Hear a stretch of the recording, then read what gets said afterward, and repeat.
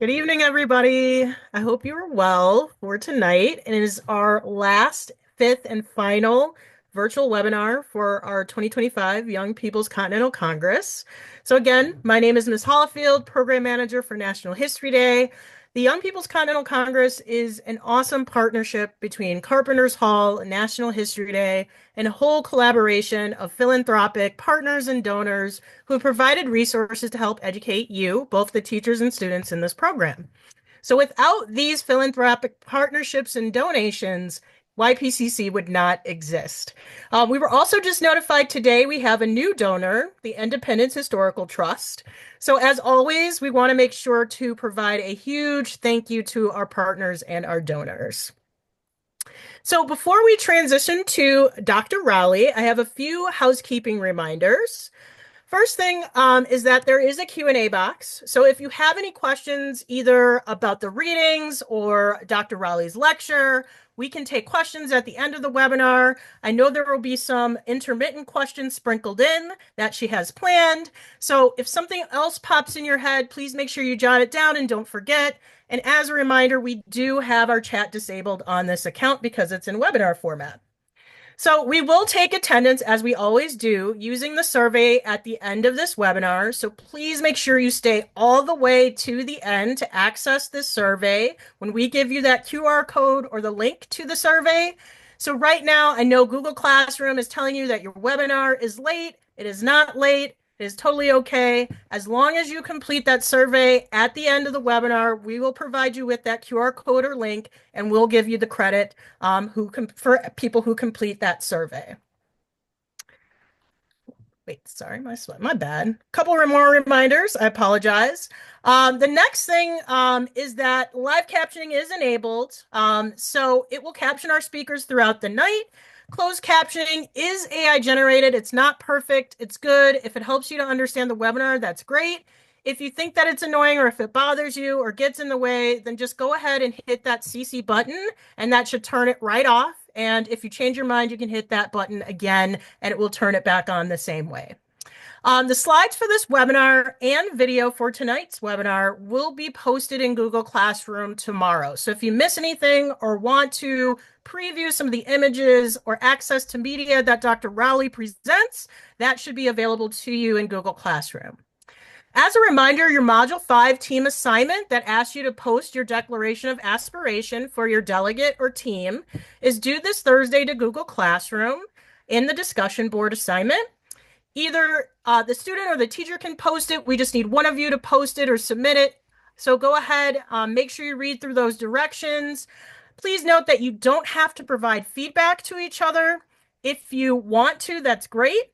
But these declarations of aspirations will be up for discussion in July, so we'll have plenty of time to discuss and review these so that you may get some feedback as well from your section's teacher mentor in Google Classroom. But you do not have to provide feedback if you do not want to.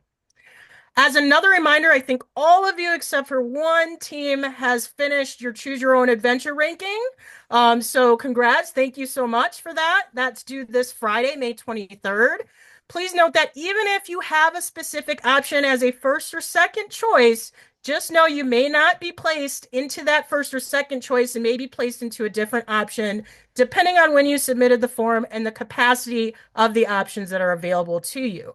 We want to make sure that we also have equal representation for each session, so please keep that in mind. If you do not submit your ranking, most of you have, by Friday, an option will be selected for your team. As a last reminder, we do have a very important YPCC informational meeting next month at 4 p.m. Eastern Time on Tuesday, June 24th. At this meeting, we will review very important travel information, and our partners at Generation Citizen will be preparing you for your session with them during our in-person week in July. So they will be in attendance at that informational meeting. If you're not able to attend, the meeting will be recorded and posted in Google Classroom for you to view later on. So with that, that's the end of my housekeeping. So I'm going to stop sharing my screen and turn it over to Dr. Rowley from DePaul University. Not to be confused with DePaul, because that's where I went, but just as great of a university as much as DePaul. Thank you so much. Let me make sure that I'm sharing my correct screen. And there we go. Okay, thank you so much for having me. I'm really excited to talk with you all for the next, 45 minutes, 50 minutes or so. And to think about this moment of the 1960s and 70s, but as a place where we can both look backward and look forward. So I want to think about how this era of the 60s and 70s and debates over gender and women's roles in society and their role in the Constitution both sheds light on current political debates and cultural divisions over gender and the role of women in society right now in 2025, but also tells us something about the long history of the Constitution and the role of women in the polity of the United States.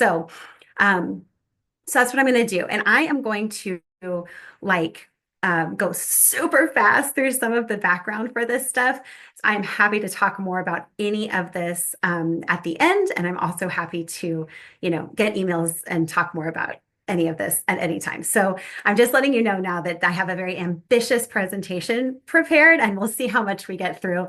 But I know that it'll be interesting nonetheless, or I hope it will anyway. Okay, so these are the big ideas that I want to think about today. I want to think about how this period of the 60s and 70s, how we see that through activism, there's this huge expansion of legal rights for women in America in the 60s and 70s that really transformed life, public life and private life for American women, and that it also inspired an anti-feminist movement, a movement in reaction to those and other big social and political changes of the time. You read about this in Marjorie Spruill's chapter, Gender and America's Right Turn. And again, I like to think of this as context both for understanding today's politics, but also since this is a program about the Constitution, I wanted to get into a little bit of the history of this in terms of the constitutional stuff. So that's just the big ideas. Okay, to start us off, I want to quickly ask you a question. So this is our first Q&A question. So prepare to type your answer into the answer box. So without looking it up, okay, what did the Constitution with the original amendments, so Constitution and the Bill of Rights, what did the Constitution say about women? So don't look it up, no cheating, but pop it in the Q&A. And I no longer can see the Q&A, so Ms. Olifield or Ms. O'Hara, somebody else can share that with me. Can like read some of the answers, I mean. Yeah, no, we've got some of the teachers popping in, but we're going to pause for a second because we want to hear what some of our students have to say. Do not ride your teacher's coattails. We're waiting for you.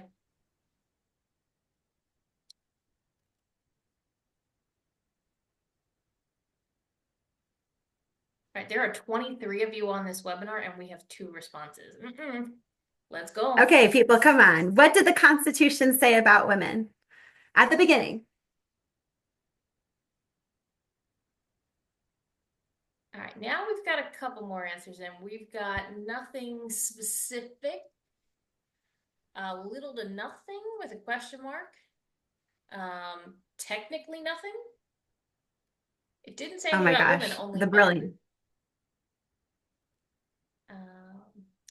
Might have said they had the right to a fair trial, otherwise nothing. Refers to all men in the text. Is it implied? Let's see here. Nothing. We got a lot of nothings in the answer box. Okay, that's great because you're basically right. And just to double check, you're still seeing the PowerPoint, right? Okay, I switched my screen, so I just want to make sure. Yeah, that's basically the point. There's a more complex answer, but that's essentially the point that I want to get at. Women were not really in the Constitution other than being included in sort of humanity in general, which they use the masculine pronoun and masculine noun of man to refer to. So there's this scholar, Linda Kerber, who's this brilliant scholar of constitutional history and of the early republic.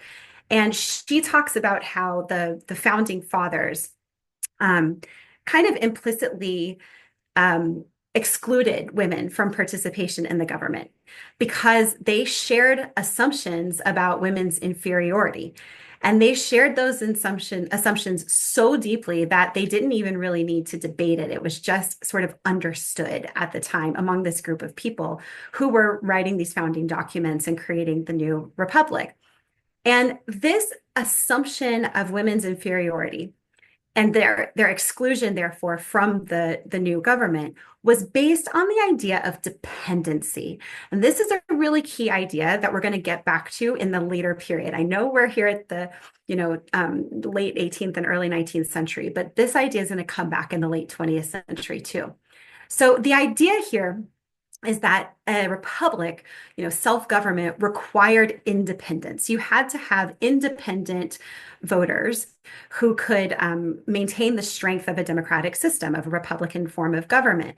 And so people who could not be independent could not therefore be trusted to uphold self-government. They might be corrupted by the self-interest of others. So this could be people who had an economic boss, so people who worked for wages. This could be servants, certainly enslaved people. This would be an apprentice. This would be children and adolescents, or even very young men. None of those people would be truly independent, most of the founders thought, because the person who had economic control over them might be able to influence them, exert their power so that his best interest was served by their vote, not the person's best interest. And so that's why the founders restricted the vote to property owning men, right? That's why most states said only property owning men can vote. It's a problem of dependence, potentially subverting the republic. And women were by definition dependent. And part of this has to do with the legal concept that carried over from English common law into the new US Republic, which was this concept of coverture. And what coverture meant was that a married woman was not a legally independent entity.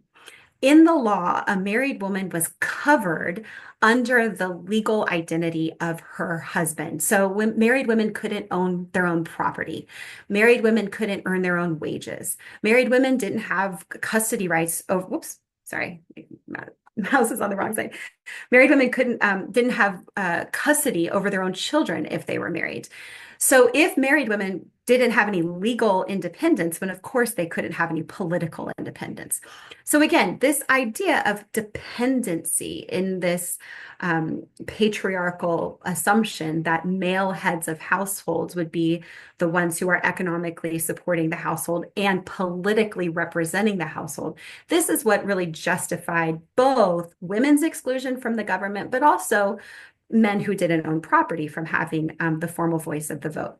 This starts to change in the 1820s, 1830s, as states dropped most of, or many restrictions on voting and extended the right to vote to almost all white men. And the one state that had allowed women to vote rescinded that right early in the 19th century. So now we have property-less white men being allowed to vote in most states. Even though they were still economically dependent, they were able to enjoy more political rights. And what that meant was that dependency became a more feminized status. Dependency became associated with being a woman. And so because of that slight, because the fact that white men who didn't own property could now vote, but even, wealthier or more elite white women couldn't vote, women started to protest publicly against their legal and political inferiority. And so in the 1830s, you start to have a women's rights movement that grew out of the anti-slavery movement. And politically engaged women started holding conventions, speaking in public, and talking about women's rights. First, to just even speak in public, that was frowned upon. And then to try to identify parts of society that they were excluded from or treated unequally in, and then try to do something about it. So this is Angelina Grimke on your screen, by the way. She's one of the sort of pioneers of the concept of women's rights in the United States. She was a radical Quaker abolitionist in the 1830s who pioneered some analyses of women's rights. So this group of politically engaged women, mostly in the Northeast, especially in New York, but also Boston and Philadelphia, they start to hold various conventions where they start talking about some of this stuff, not just anti-slavery, which is again where this all came out of, but also about this concept of women's rights.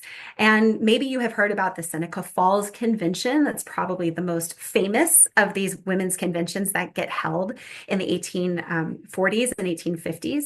This is one that happens in New York in 1848. And it's this group of people, and they get together to discuss this question of women's role in politics and in society, in the government and in society.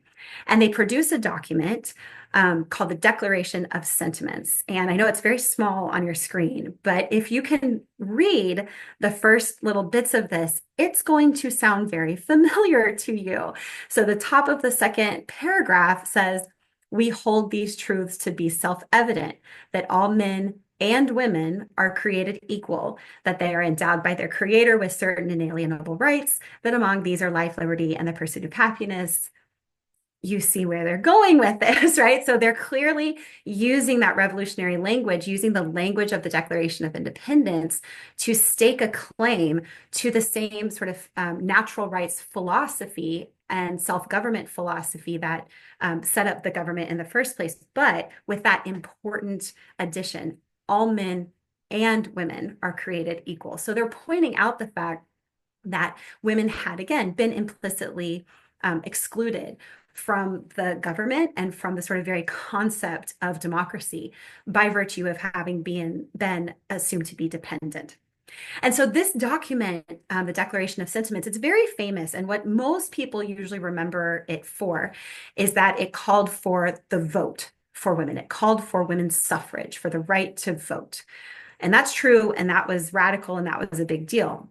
But this document also included a whole list of injuries and usurpations, again, same language as the Declaration of Independence, that were suffered by women.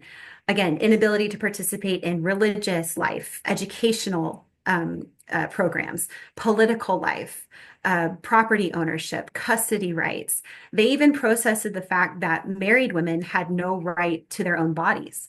Husbands were legally permitted to beat and rape their wives, which the women activists saw as a threat not only to their physical safety, but also to their morals and to their souls.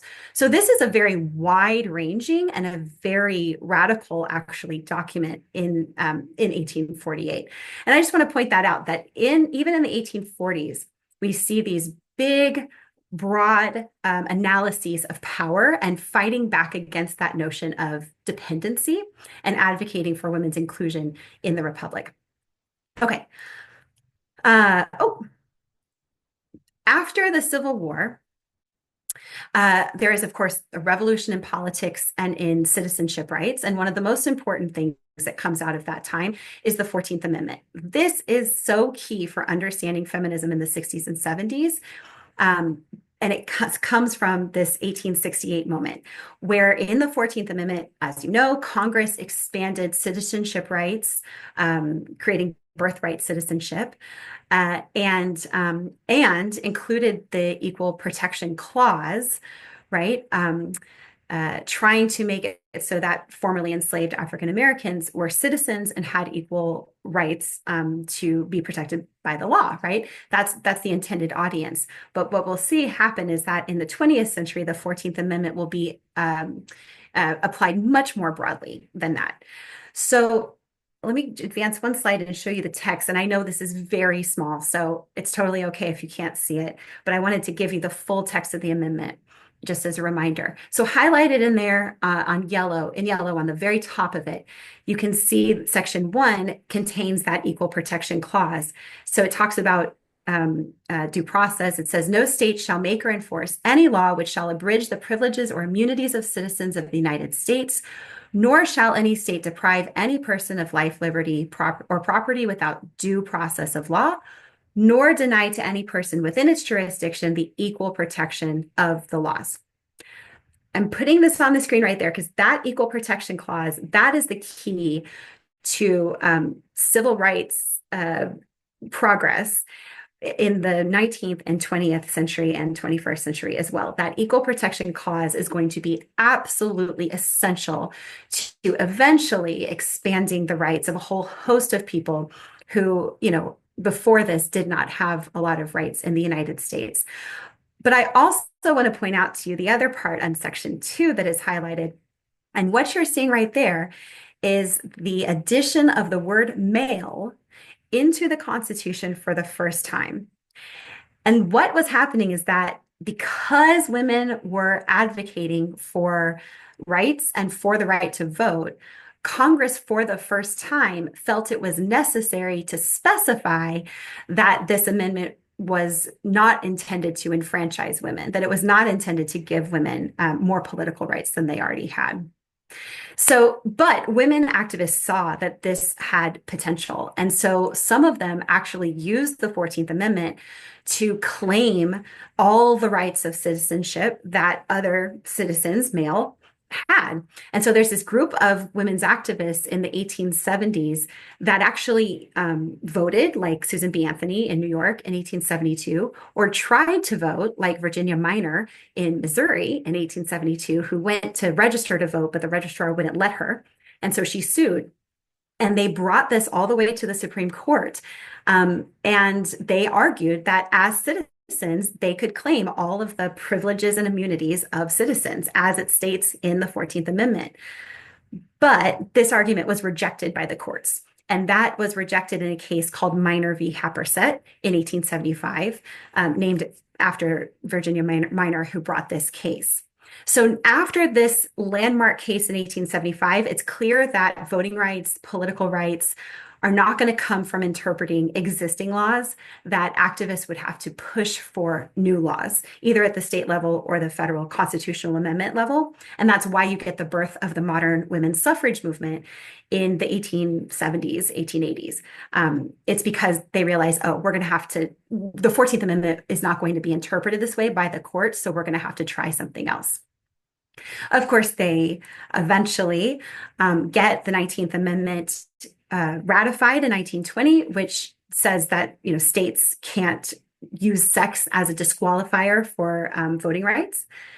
After that, in 1923, so just 3 years later, there's another conversation about expanding constitutional protections for women.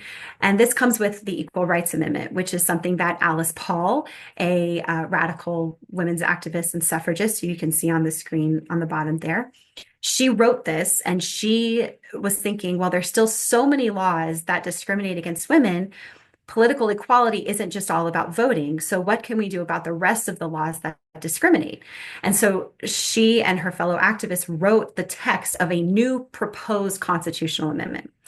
And the original text of that Equal Rights Amendment, or ERA, was men and women shall have equal rights throughout the United States and every place subject to its jurisdiction. And then Congress shall have the power to enforce this article. So she managed to lobby and get a congressman to introduce this in Congress in 1923, and many times for the next 50 years, but nothing much ever really happened with it. It's going to come back, though. So remember the ERA, the Equal Rights Amendment. So in the meantime, women's status as dependents was starting to change. Over the course of the late 19th and into the 20th century, you have more participation in the public sphere of higher education and politics and paid labor. Although women were still sort of in subordinate roles and were excluded from many opportunities, they were clearly in public taking on traditionally masculine sort of roles in more numbers than ever before. And in particular, when we look at the statistics of women who worked outside the home for pay, that number grew steadily throughout the entire 20th century. Now, just a side note, sometimes we have this myth that women went to work during World War II, and that was a sort of turning point. and there was an uptick, but this number was steadily increasing way before World War II. And if you look at this extremely simple graph on your screen from the census data, you can see that steadily growing over the course of the 20th century. And by the 60s, that number had grown a lot in just even the previous decade. By 1963, 41.5% of mothers with children aged 6 or older worked outside the home. And that was more than a 37% increase over even just the previous decade. And it continued to grow so that by the time we got to the mid 1970s, more than half of all married middle-class mothers of young children were working outside the home. So that's a sort of real turning point, is the mid 70s, where it becomes more the norm for women to be working outside the home for pay than not. And so what happened is that the economic realities for women earning money was changing, and their presence in the public sphere, that was changing much faster than social norms that still assumed that women would derive all of their satisfaction from service to their husbands and children inside the home. And it was changing faster than, popular culture representations of women and femininity. And so women were not always contained in the domestic sphere, and they were not always totally economically supported by husbands, as the social norms and as the laws often assumed them to be. Now, this doesn't mean that they were able often to support themselves economically because of pay inequity and job discrimination. But again, they were not totally dependent in the way that, elite 19th century married women typically were. And these are just a couple images of women at work in the 1940s and 1950s. For you young folks, that photo on the left is something that you may not have seen before. This is a switchboard at the US Capitol. This is how, in the era of landlines and in the earlier era of landlines, this is how you would connect callers to the person that they were trying to call. There were operators that you had to go through, and they physically plugged in cords on this huge switchboard. And that was a very feminized occupation. And then, of course, another really common occupation for women, especially women of color, was domestic labor. So, and Black women, by the way, had been working outside the home for pay kind of forever, right? Many more women of color than white women. So again, this sort of narrative that this only happens after World War II is not true, but it is steadily increasing over this time. Okay, let's take a break here and ask another question. So Q&A time. When you hear 1960s feminism, what do you think of? What comes to mind? I'm excited to hear the answer to this question. Yeah, what words, what images, what comes to your mind, or what do you think comes to most people's mind? When you hear 1960s feminism, what do you think of? All right, looks like we got a couple answers starting to come in. The book, The Feminine Mystique. 1963, written by Betty Friedan, who was a journalist and a labor activist. Bestseller book, absolutely. We've got another comment about Betty Friedan. Come on, there is more than one woman in one book in this. We asked about a whole decade and a whole movement. It's true, but Betty Friedan gets a lot of press even in 1963 and in the sort of historical narrative later. So it's not a bad answer at all. I think that's a very common answer. Let's see here. Women's liberation movement. She just mentioned my mother rolling me down to work protests in Haight-Ashbury in San Francisco. Awesome. I would love to see photos of that. Control power over your own body. Let's see, what else? And some of these answers are great because some of them are, oh, sorry, go ahead and read that one. Ms. O'Hara, that's a perfect one.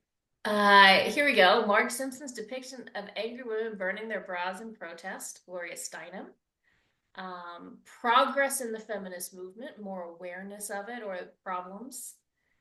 Let's see. Now equal opportunity, outlawing gender-based job discrimination. Yeah, I think we've got time for one more. Oh, here's a good one.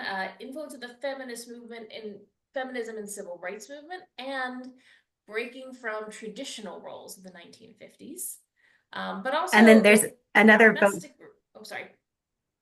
Yeah, no. I was just gonna say there's another vote for burning bras, which is great. And by the way, the student I think who wrote about the civil rights movement, oh, let's have a whole other conversation about that because that's one of my favorite things to read and discuss.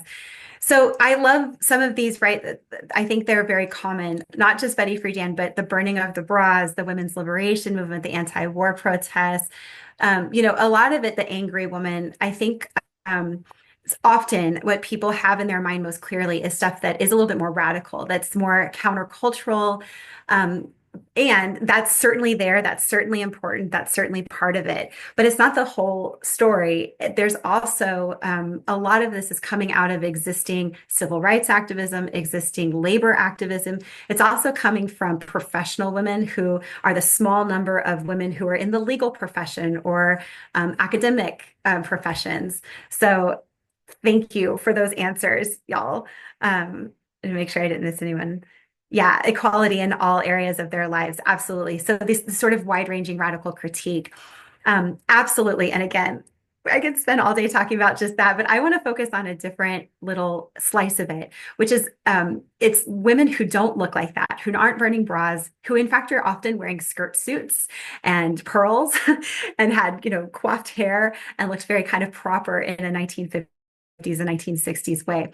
And a lot of them come to feminism, come to women's activism, again, through their pre-existing work for women workers and for civil rights. And they're focused on that fact of women's increasing participation in wage labor and the unfair treatment that women faced at workplaces. And that helped to spark a revived movement for expanded rights for women in so many other areas of life. And so in 1961, there's this small network of women scholars, lawyers, labor activists, and politicians in Washington, D.C. And they pressured John F. Kennedy to do more to fight legal inequities faced by women. And he created this commission on the status of women that went and studied the problem for 2 years. And a lot of these women were on that commission, women who were scholars and lawyers and knew about this. And Eleanor Roosevelt, the former First Lady, was appointed chair. She was a very well-known professional woman, very well respected. And in 1963, the commission published their report. And the report documented systematic workplace discrimination against women in the United States. And it called for a lot more to be done to fight it. They said that the, quote, equality of rights under the law for all persons, male and female, was so basic to democracy that it must be reflected in the fundamental law of the land. And this got a lot of attention in part because it was published just 6 months after Betty Friedan's extremely popular book, The Feminine Mystique, was published. That was a bestseller book, and then challenged the domestic ideal for woman, the idea that she should have all of her fulfillment through service to home and husbands and children.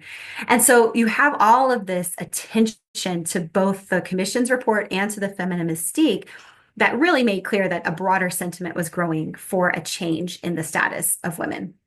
And one of the most important people to affect this was the legal scholar Pauli Murray, who, again, had been a longtime civil rights activist. She was a lawyer, and she was really important in shaping that report by the president's commission.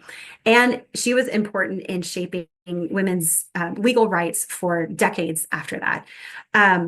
Murray pioneered the concept of sex discrimination in the law. And when I say sex discrimination, I'm meaning kind of what we would call gender these days, but sex as in men and women, okay?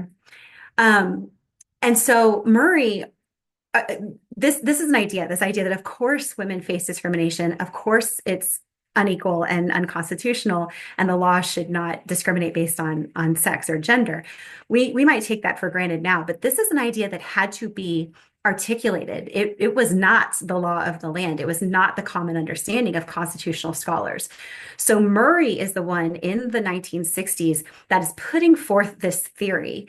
And she's arguing that the federal government and state governments should do more to combat employment discrimination against women.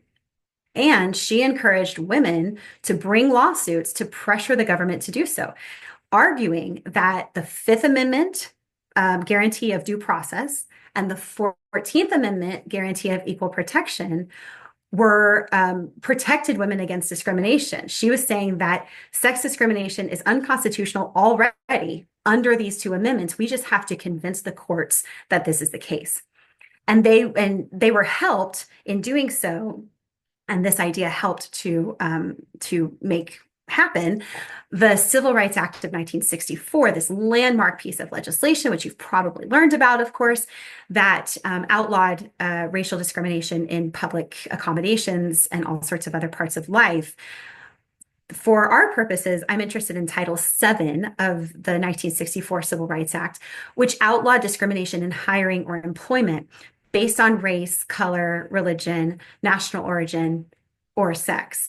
Women's rights advocates had lobbied to include sex in this list, and Congress debated it, and they put it in the list, and it became part of the law. And so as of 1964, officially, it was illegal to discriminate based on sex in employment and hiring.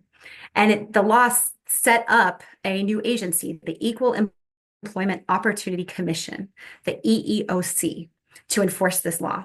So this is a huge deal. This is the biggest expansion of women's legal rights since the 19th Amendment.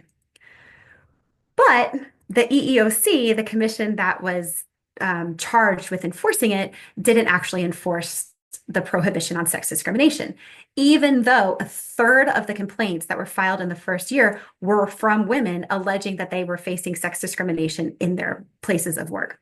And you can see on the screen, the first group of commissioners, these are the people who were part of the EEOC. There's exactly one woman, that's Eileen Hernandez, in the middle there, who was a government lawyer and a feminist and civil rights activist. But most of the rest of the commission thought sex discrimination was a joke. And so, in fact, I think one of the commissioners, I think that the chair, Franklin D. Roosevelt Jr., was asked by a journalist, like, what do you think of sex? As in, what do you think of sex, the inclusion of the word sex as part of the discrimination that's illegal? And he joked like, oh, I'm all for it. So this sort of like kind of sexist banter was really common in the EEOC itself, which was supposed to enforce this law.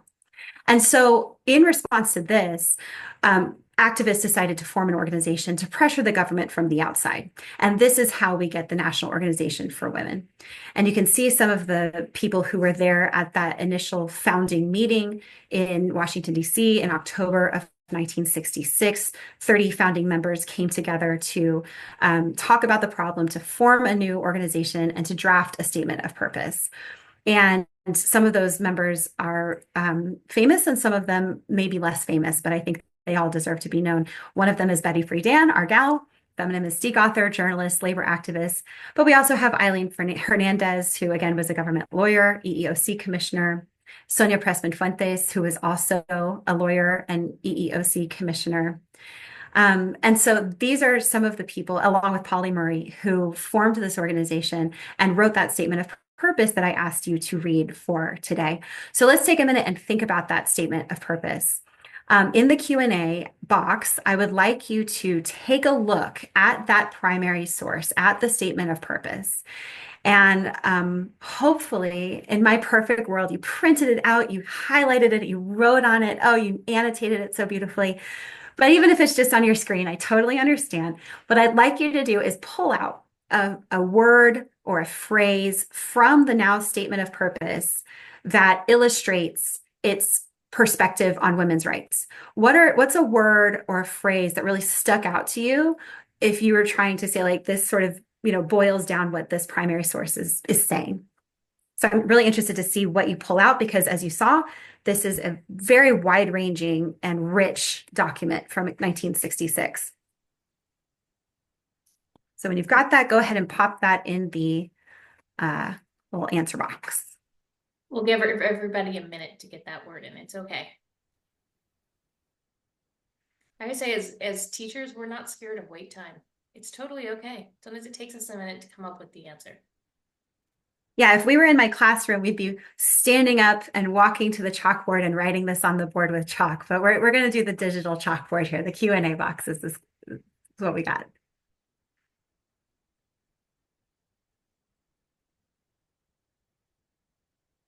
Well, they're going slow installing us because they think if they don't put answers in that we'll just keep going. But we won't, because we're going to get some good answers here. Because I know there's some really good answers in the room. Oh, here we go. Here's a couple coming in. I think we're putting sentences instead of words or phrases, but that's okay. It's going to get us started here. So here's first. That's great. Any quote is great. Whatever stuck out to you. Exactly. All right. Despite all the talk about the status of American women in recent years, the actual position of women in the US has declined. Let's see. We, men and women, who hereby constitute ourselves as the National Organization for Women. Yeah, this was they intentionally set up an organization of that was not just women.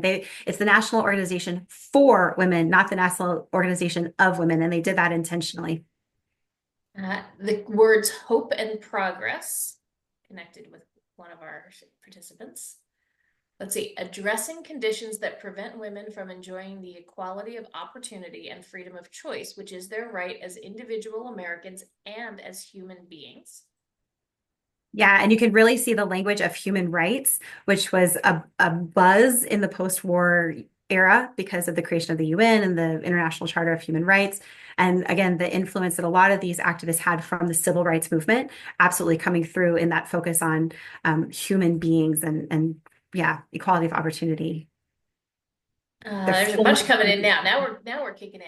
I like yeah, this. So here I've got it. Thank you so much. I can see it. I'll just pull out a couple and then sorry, I'm not trying to silence. I don't want to take too long. Yeah, in the guise of protectiveness, not only denying opportunities, but also fostering in women's self-denigration. That's super interesting because this idea that women have to, are delicate and vulnerable and need to be protected, but they're pushing back and they're saying we're capable as individuals, we're capable as equal human beings, fullest human potential, equality. You'll see that word equality all over this document, right? Where we're capable of being part of the full decision-making mainstream. And I see y'all pointing out that they're saying political life, economic life, and social life. A lot like the Declaration of Sentiments, this document and the organization is often associated with political rights or maybe workplace rights, but that's not what this, the statement of purpose is talking about that, but it's also talking about popular culture and media representation and childcare and a much deeper, broader analysis of women's inequality, much like the Declaration of Sentiments. And so I'm so glad that y'all are some of you are pointing that out. Action, yeah, evasion of responsibility. These are so good. So thank you so much for that. So you can really see that this statement is both of its moment, but it's also tied to a much longer sort of history of women's activism. And again, it's about the public sphere, but it's also about the way that women's role as subordinate, dependent members of a patriarchal head of household structure limited their opportunities in education, in government, in the workplace, and in society writ large. And so what they're going to try to do is they're going to try to take on this question of workplace discrimination, but also adopt Murray's theory that this is way bigger than just workplace discrimination. And so the way that they do this is that they pursue this dual strategy. One, trying to get the ERA passed, the Equal Rights Amendment, which by this point, the text had changed, but it basically just says equality of rights under the law can't be abridged or denied because of sex. So on the one hand, we're going to try to pass the Equal Rights Amendment. And on the other hand, we're going to try to bring litigation, lawsuits, to try to persuade the Supreme Court to strike down discriminatory laws. And in order to do that, they worked with the ACLU, the American Civil Liberties Union, and the Women's Rights Project of the ACLU, which was brand new. It had just been founded by a young Jewish law professor from New York that you may have heard of before, named Ruth Bader Ginsburg. And she is the person responsible for making Pauli Murray's legal theory a reality, because she's the one with her team who, in the 1970s, argued and won a series of landmark court decisions that absolutely revolutionized women's legal status in the United States. The first major one was in 1971. This is a case called Reed v. Reed.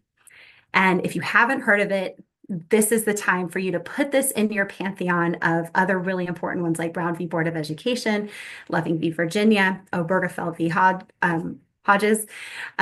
Reed v. Reed was a case about an Idaho couple who had separated after their child died. And the wife was challenging a state law that automatically gave preference to men when choosing an executor of a will. And Ginsburg argued that this law violated the 14th Amendment's guarantee of equal protection. And the court unanimously agreed.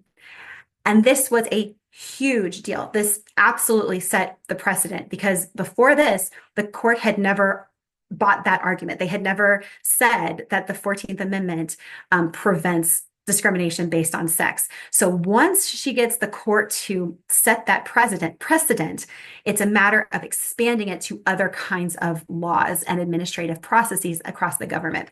So they do that through things like 1973, Frontiero v. Richardson. This was a woman who was a lieutenant in the Air Force, and the military wouldn't let her husband have a dependent allowance because he wasn't dependent on her for more than half of his financial support, even though every single wife of a male military officer automatically got a dependent allowance. So they assumed women were dependent, but men had to prove that they were dependent on their military spouses. And again, Ginsburg argued that this violated, this time, the Fifth Amendment's guarantee of due process. And again, the court agreed with her, and they said, yes, this is a violation of due process. And so this set the precedent for using the Fifth Amendment to fight against sex discrimination. And then this one, I just have to tell you because this is a fun one. This is 1976. This is about an Oklahoma law that allowed women to buy low alcohol beer at age 18, while men had to wait until they were 21. And so Ginsburg argued that this unconstitutionally discriminated based on gender. In this case, she's arguing for the men, right, that they had to wait longer than the women did. And again, the court agreed with her. And these are just a few. There are many, many, many other cases, all proving that Pauli Murray's legal theory that the Fifth and 14th Amendments could be used to establish women's rights could, in fact, do that. And so this is this enormous turning point in the history of the Constitution and the history of the United States. The Supreme Court now recognized that the Constitution protected against sex discrimination. And you'll note, by the way, I just included a photo of the court as it was composed in 1973. This is the decision for the Frontiero v. Richardson. Whoops, there's a typo. There should be Frontiero v. Richardson case. And you'll notice, of course, that it's all men. All Supreme Courts were all men until 1981, when Sandra Day O'Connor became the first woman appointed to the court.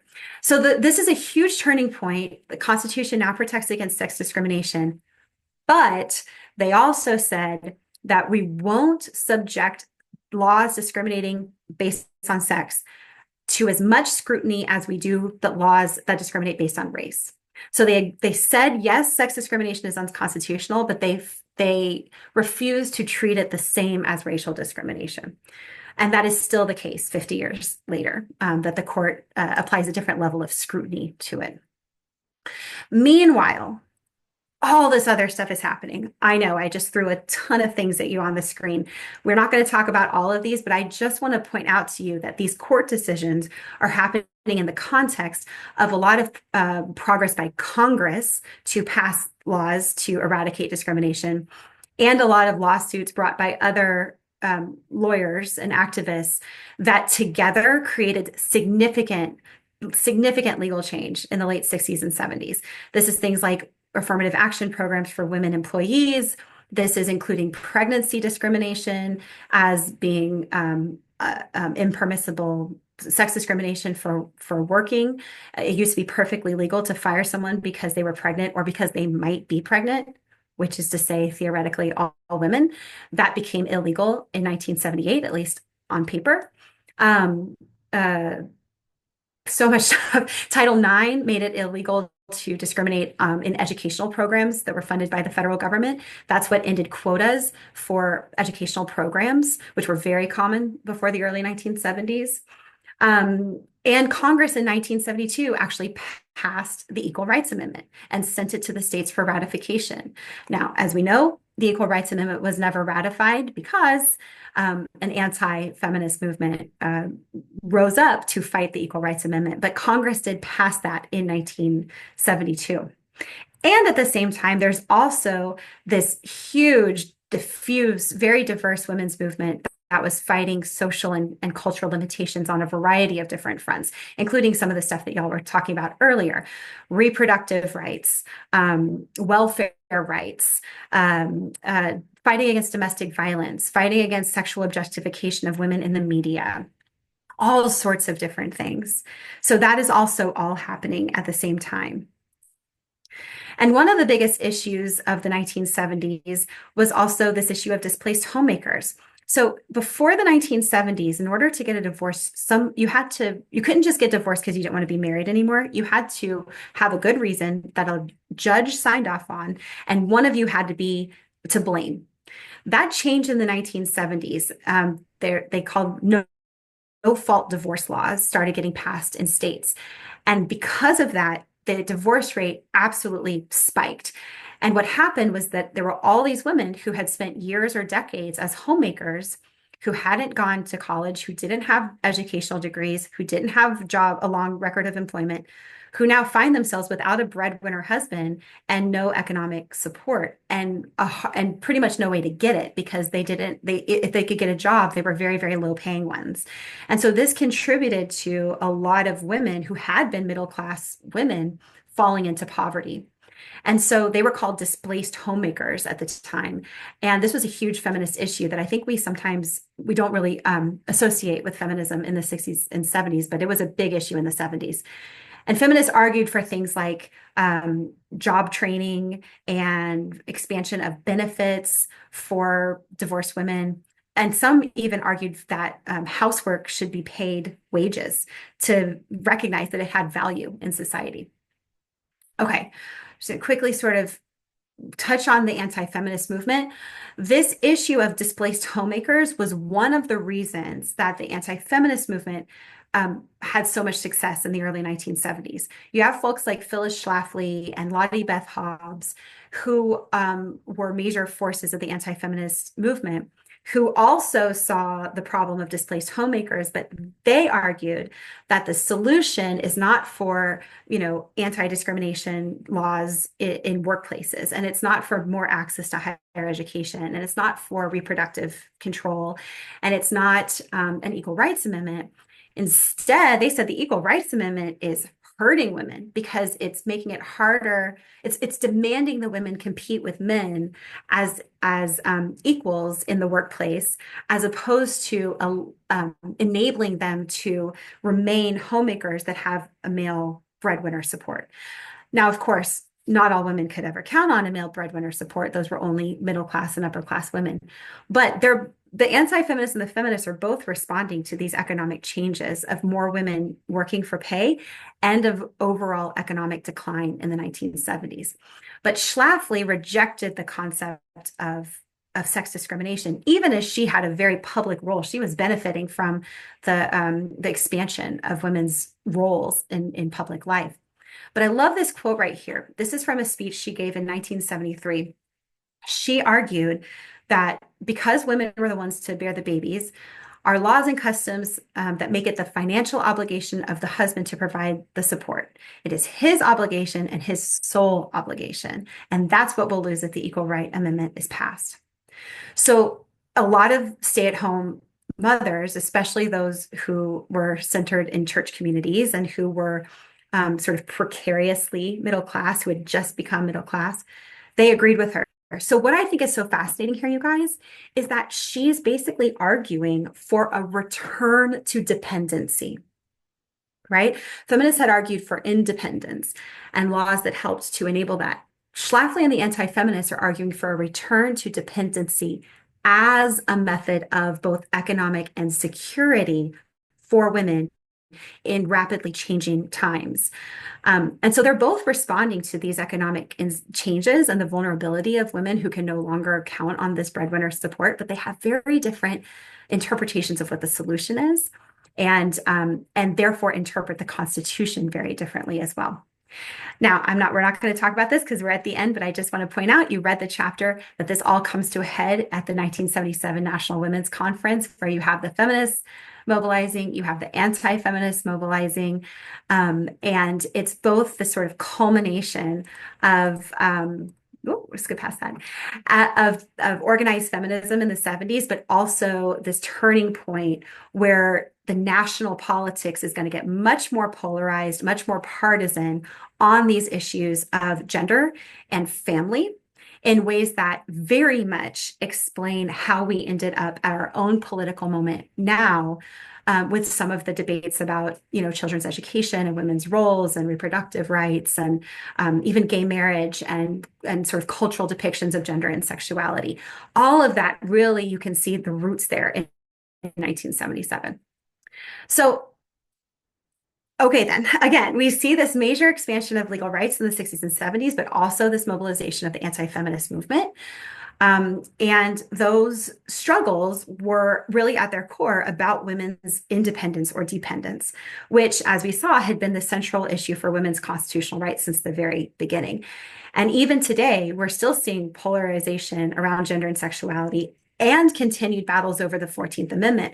Right now, folks are talking about birthright citizenship, which is part of the 14th Amendment, but they're also talking about whether or not the sex discrimination precedents set in Reed in 1971 can be applied to trans people or to in terms of sexual orientation, in terms of sexuality. So these debates are still very much live, which just proves what I'm sure you have spent many weeks already thinking about, which is that the Constitution is this very rich, very complex, and sort of ever-shifting document and sort of force in American life.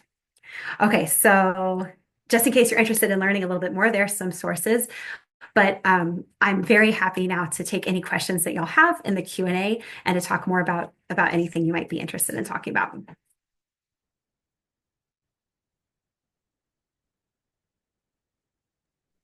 If you want. Thank you so much, Dr. Rowley. We really appreciate your knowledge. I was even writing some things down and thinking about next year's National History Day theme in terms of revolution, reaction, and reform, specifically Pauli Murray, as an impetus to really start some of this movement. I did not see really very many projects with Pauli Murray, so that could definitely be an inlet for next year as you guys are thinking about your National History Day projects for next fall as well. So if you could stop sharing your screen, I want to put up the QR code so that we can have our teams complete the survey. Can I answer a question while you're doing that, or would you prefer that I wait until you do that? You're more than welcome to go ahead and Okay. ask questions. So somebody asked that they learned the term maternal feminism in AP World History in correlation with the French Revolution and women's impact, and asking if the anti-feminist movement falls into this term. I don't think so, and that's because. But I will put an asterisk on that and say what feminism is a hotly contested issue, right? People have different definitions around that. So for me, I think we have to separate those two things and say that oftentimes in history, women use maternalism, invocations of their roles as mothers or their potential role as mothers to advocate for a bigger role in public and politics.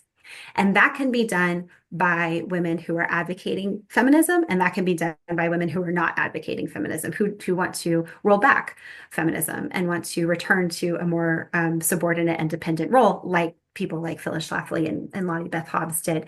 And so in this case, I don't think that feminism in any sense applies to Phyllis Schlafly, because she saw herself very much as being an anti-feminist. She didn't believe in the concept of sex discrimination. She didn't believe in the concept of gender equality. She thought that women should be and were naturally subordinate to men. But you're absolutely right to hit on this question of maternalism in their arguments. And you can see that again from women across the political spectrum who invoke their role of mothers, both to say, because we're mothers, we should be in the public sphere. Things like, in the 50s, we don't want nuclear weapons being used because we want to protect our children and all future children. That's a maternal kind of feminist way. And people saying we're mothers, and so we want to protect our children from, quote unquote, predatory homosexual teachers in the classroom, which is what Phyllis Schlafly was saying at the 1977 conference. So again, that sort of maternalism isn't necessarily tied to feminism or anti-feminism, but you see it across. But that's a great connection. And then somebody else asked that I'm writing a book about a Denver congresswoman. How did I find the topic and what captivated my interest about it? That's a great question. So her name is Pat Schroeder. She was in Congress from 1973 to 1997. And she is incredibly important, and she was a trailblazer. And she's responsible for some of the most important legislation in the late 20th century, family leave legislation, Violence Against Women Act, and in fact, a lot of women's roles in the military. But she doesn't get mentioned a lot in histories of Congress or histories of liberalism. And so I thought that didn't make any sense. And it's because political history is still very, very male dominated. It's mostly about presidents often and other male elected officials. And feminist history is still very dominated by social movements, not in institutions like the government. And so feminist congresswomen sort of fall into this gap between the two bodies of historical scholarship. And so I thought that Schroeder deserved to be one of the women like Shirley Chisholm and Bella Abzug and Patsy Mink, who are other really prominent feminist congresswomen from the 60s and 70s that have just barely gotten scholarly biographies in the last couple of years. I thought Schroeder deserved one too. And she's also really funny. She was in the media all the time because she was really witty and she would have these quips. And so the press loved her. And so she's just like really fun to study because she's funny, and she and her staff joked all the time. So you go in the archives and read these memos, and it's fun, full of like puns and jokes and stuff. So it's a very interesting and I think important, but also like pleasurable project to be working on. And hopefully, in 5 or 7 or however many years it takes me to do this while also teaching at a teaching intensive institution, hopefully you'll be able to read a book about it one day.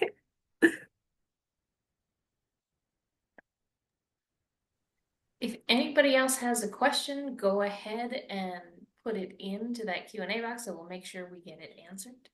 But before you go, please, a quick reminder to complete those surveys, because we're going to follow up with you if you didn't complete the survey. So best get it done, knock it out this evening, especially while the ideas are fresh in your mind, because that feedback is really important.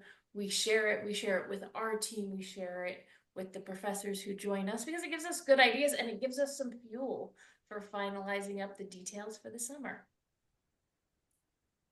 Can I just say one thing real quick? On my list of sources, the bottom thing for those who are interested is a link to a really cool digital history project called Sharing Stories from 1977. So if you are interested, or if you're going to discuss that Marjorie Spruill chapter that I'm sorry I didn't have time to discuss with you here, click on that. It's really fascinating. It's an effort by my colleagues at the University of Houston and folks across the country, including me, and several of my students have worked on it, to chart the history of all 20,000 attendees at the conference and many of the 15,000 attendees at the protest rally by Schlafly and others, including some oral histories, primary documents, video coverage of the thing, biographies of each participant. It's like an incredibly huge crowdsourced digital history project. So I really encourage folks to just like play around with that and maybe even contribute to it if you're interested. In the future, we're still building it. So that link is in that last slide. That sounds Oh, like a somebody tr said they want to be my academic best friend, and okay, come to Indiana. Let's hang out. Let's talk history. That's so sweet. well, that sounds like an academic gold mine for some future NHD students with a lot of really cool primary sources. All right. Absolutely. Absolutely. And That sounds good. The University of Houston has an incredible online archive of things from that meeting because the meeting happened in Houston. So yeah, for a future project, this would be a great thing to do. And they are all set up. They have guides on that website of how to do the research, how to contribute. So it's perfect for this. Excellent. All right. Well, I think our questions are maxing out, so I'll turn things over to Ms. Hollyfield and Dr. Gills to wrap it up.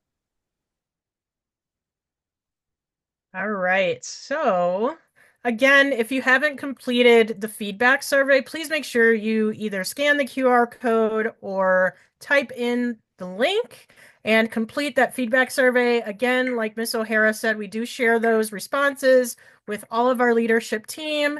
So we greatly appreciate your feedback and we look forward to receiving and reading through those and sharing those with Dr. Rowley.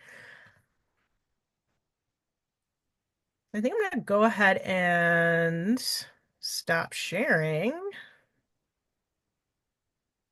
But before I do, any last minute questions? No last minute questions. Here's your chance. I've got one. Okay. Dr. Rowley, what other kinds of sources do you use to help students engage with, the feminist movements of the 1960s and 1970s? Because obviously it's not just political texts. I mean, there are so many because it was such a wide and diffuse grassroots movement. There are, yeah, these top-down, organizational statements like the Now Statement of Purpose, but there are all these grassroots publications that actually there's a wonderful trove of them in various places in online archives. JSTOR, which is publicly accessible to everyone without a subscription, has a part of their database that is called Independent Voices. And that contains kind of radical grassroots publications from a variety of different movements, including women's liberation. So that's a great little trove. The Sophia Smith collection and the Schlesinger Library, which is at Smith College and Harvard, respectively. Those are the best repositories for archival documents related to women's history. And they have some stuff online that you can see. And so do a lot of other university archives. But yeah, a lot of those publications can be really fun. And the posters, the art, even pins. I like to use political ephemera in my teaching because to get a sense of the sort of aesthetic engagement with politics and the ways that this was, again, not just happening in lobbying and courts, but also in classrooms and on the streets and in workplaces and in bedrooms and kitchens and classrooms. Yeah, there's all sorts of different kinds. Oh, there's also an amazing, I think it's called the American Archive of Public Broadcasting. Is a amazing, y'all know about this, amazing online archive of public radio and television in the 70s. And there's a lot of TV interviews and radio interviews that you can listen to that are including, there's one that's like they have a feminist TV show that ran on public television for a few years. And so that's really cool. And you can see people sort of debating on these television programs, which is a really great source to use. One of the downsides of working on the 18th century is that there's no television and radio Yeah, that really qualifies as a primary source for me. it's true. That's the benefit of the 20th century. I know I play music from the era every day before class, and I often my earlier American colleague comes in and is like, that's not really fair. It's like, well, sorry. Um, I will say when all of the teachers and students will have the opportunity to go to the Historical Society of Pennsylvania. And when we were there last year, a couple of the collections that they brought out had incredible holdings from like 1970s era feminist organization. including ephemera, handouts, leaflets, posters. Um, so, if this is of interest to you out there in webinar land, you may want to keep an eye out when we go to the Historical Society of Pennsylvania, and see if you can get a look at some of these documents firsthand.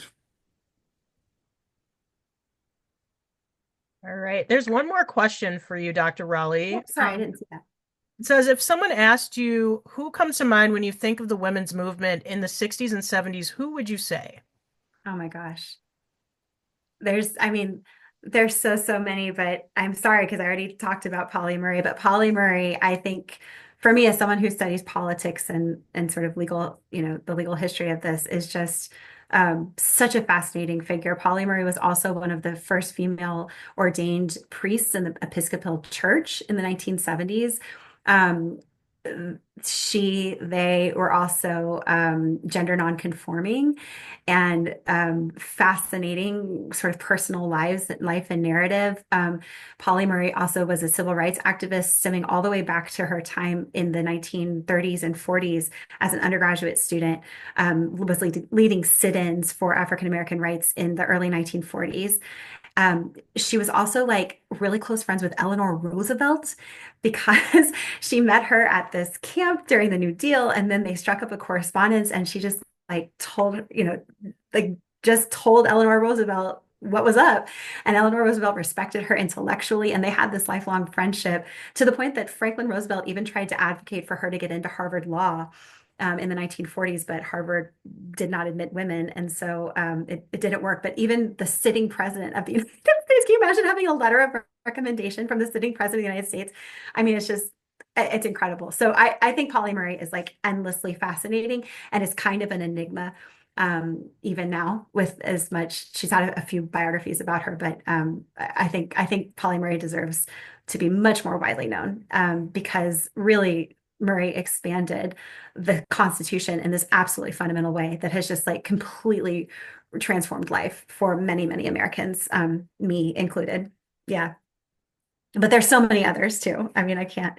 Annalise Orlick has a good history of women's activism, feminist and labor activism, and other kinds of activism that I put on that last slide. And that would be a great book if you're interested. It's very digestible and has a lot of different folks in it for other names too.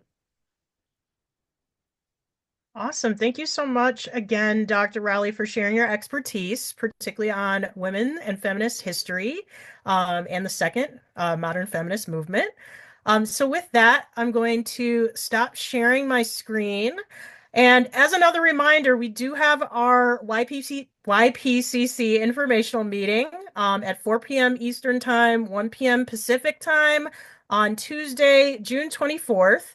We're going to talk about some very important travel information, as well as engage with one of our partners, Generation Citizen, to prep you for their session for our in-person week in July. I'm also looking forward to seeing some of you at our national contest. So we'll see you in approximately 2 weeks or so. So with that, I think we can stop recording.